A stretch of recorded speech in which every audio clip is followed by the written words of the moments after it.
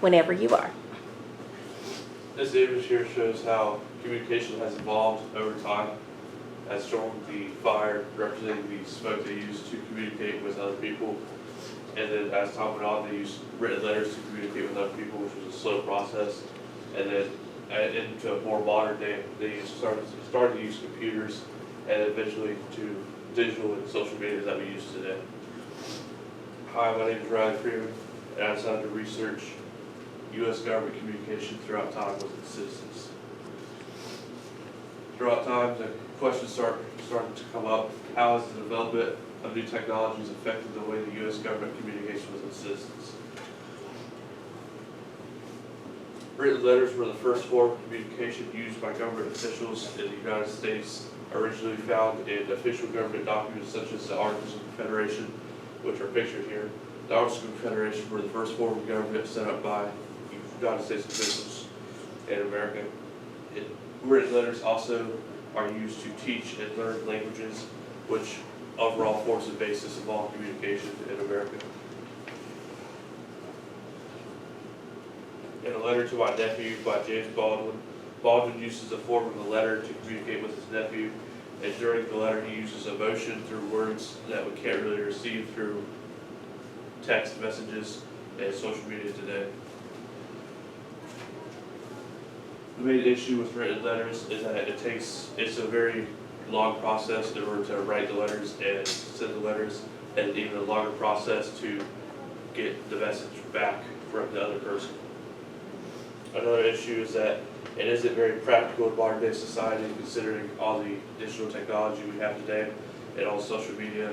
People wouldn't just sit down and write a 10-page letter, however long it may be.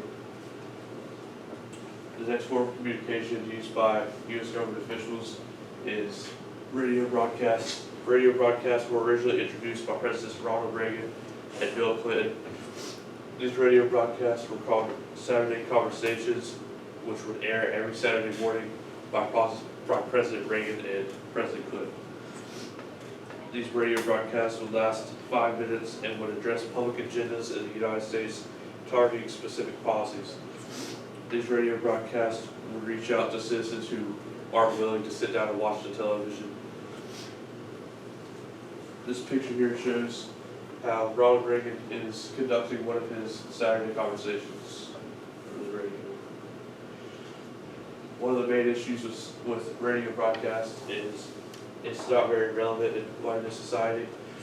People won't sit there and listen to a radio broadcast for however long it may take. And another main problem is most people don't even own a radio in their house besides the one in their vehicle.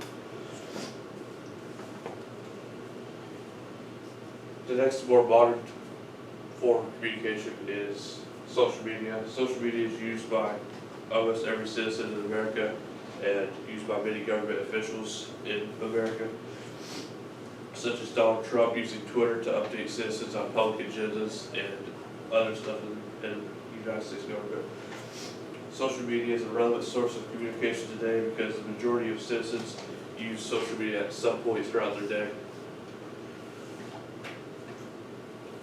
The picture here shows the many apps used by citizens and government officials.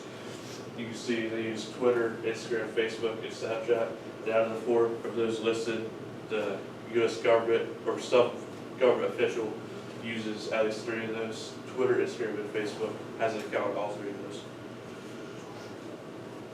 One major problem with social media is the security risk, because it is easily hackable, and which could be extremely dangerous if you're dealing with high-level security documents and files that don't need to be known to the public. Another main problem is it creates less face-to-face contact with one another, and it creates a disconnect between people. However, throughout my research, I found that social media and the internet proved to be the best form of communication in modern day America, because the majority of citizens are on social media at some point throughout the day, therefore they can get the news whatever time they want.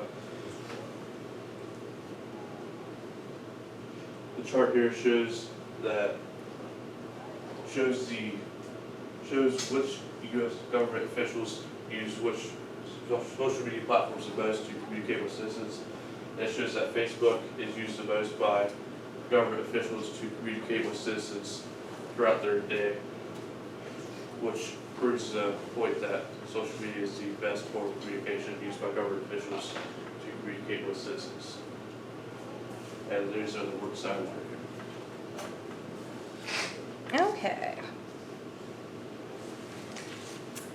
Let's see. How did your research question evolve as you moved through the research process, and did your research go in a different direction than you originally planned?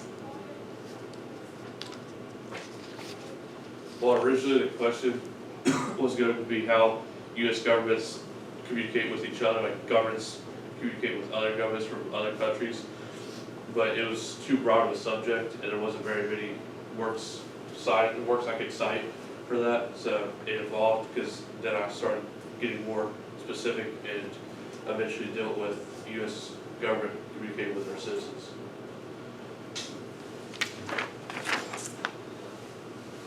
What additional questions emerged from your research, and why are these questions important?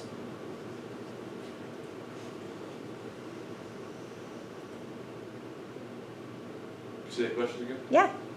What additional questions emerged from your research, and then why are these questions important? Additional questions would be like the limitations of other things, like how severe are these limitations? And they're important because you can find a solution to these limitations and find the best form of communication used. Okay, thank you.